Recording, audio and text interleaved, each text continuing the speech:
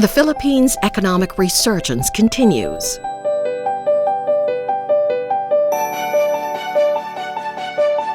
With good governance and sound policy reforms, the country has registered unprecedented gains over the past 5 years.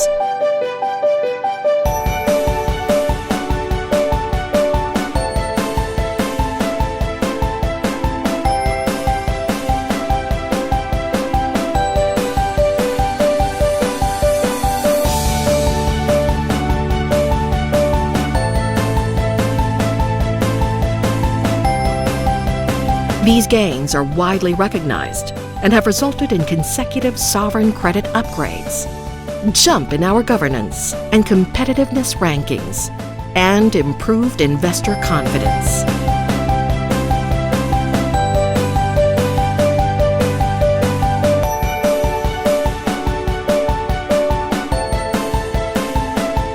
Development partners and other observers also attest to the dynamism of the Philippines amidst a challenging global environment.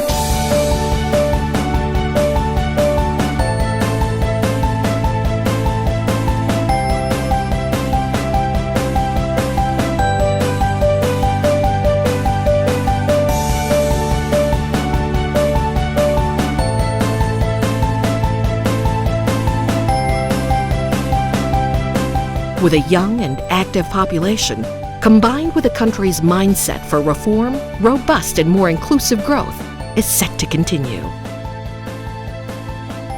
As the middle class expands and incomes rise, business opportunities abound. One bankable area of investment is infrastructure. The Philippines will build more and better roads, bridges, airports, seaports, to further boost connectivity and mobility, and to deliver much-needed services for its growing populace. There is no better time to bet on the Philippines' infrastructure sector than now. The intention is to upgrade all of our existing national roads and the bridges on these national roads.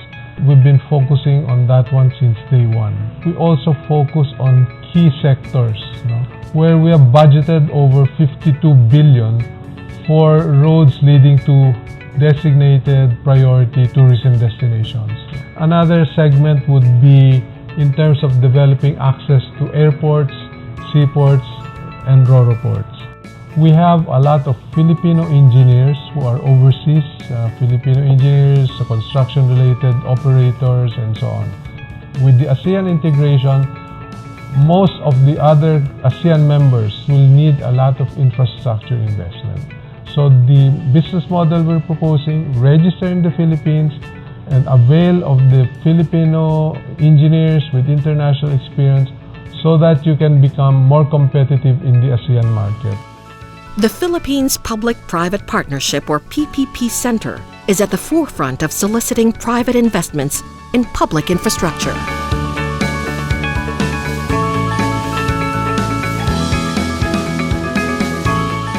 Yeah, the Philippines has been a regional pioneer in involving the private sector with the issuance of an executive order to establish the Public-Private Partnership Center. This actually provided further impetus to the program and showed the government's seriousness and to addressing the infrastructure needs of the country. Recognized globally for its best practices, the PPP Center has facilitated the successful bidding and awarding of key projects. A lot more projects are in the pipeline.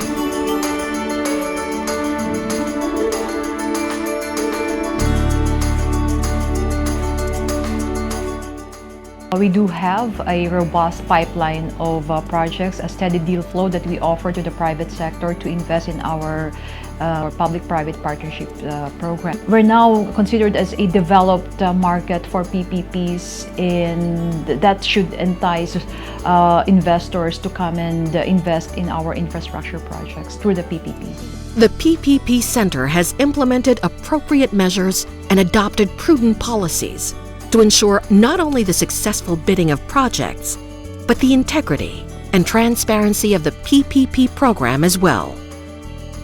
To ensure that we put together bankable and viable PPP projects, we have established the Project Development and Monitoring Facility, fund that implementing agencies can draw upon to hire consultants and transaction advisors. Contingent liability is to ensure that if the Philippine government fails to perform our obligations under the contract, we can draw upon the contingent liability fund to compensate the private partner. The Knowledge Management Portal is a new project of the PPP Center to enhance the transparency as well as information flow of transactions between government agencies as well as with the various bidders. One of the ways that we've identified early on is to conduct a massive capacity building program, conducting various workshops and seminars for the various local government units. A robust pipeline of PPP projects, viable and well-structured proposals, strong government support, and prudent PPP framework attract investors to the Philippines' PPP program. The PPP Center and the various departments tasked with driving the PPP program in the Philippines have studied very carefully different models around the world and have brought the best practices here. We believe that there's been great due diligence, very orderly flow of information in and out of the PPP Center and the various government departments involved. And we truly commend both the PPP Center, the Department of Transport and Communications, and the government as a whole for having a PPP process that's very transparent, very clear, and gives great confidence to investors like ourselves to make the commitment for resources, funding, and the long haul to ensure success.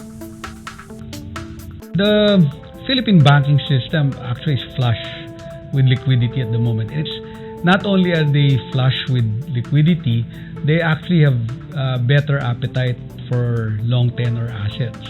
There will be many businesses that can directly benefit from the favorable demographics that the Philippines currently has.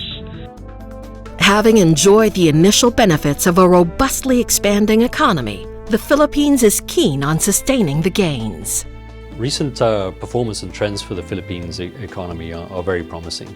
We've seen growth rates at over 6% for the last 3 years, and ADB projects that this will continue into 2015 and 2016. Investor confidence, sound economic fundamentals, business enabling policies. These are some of the factors that will keep the positive momentum.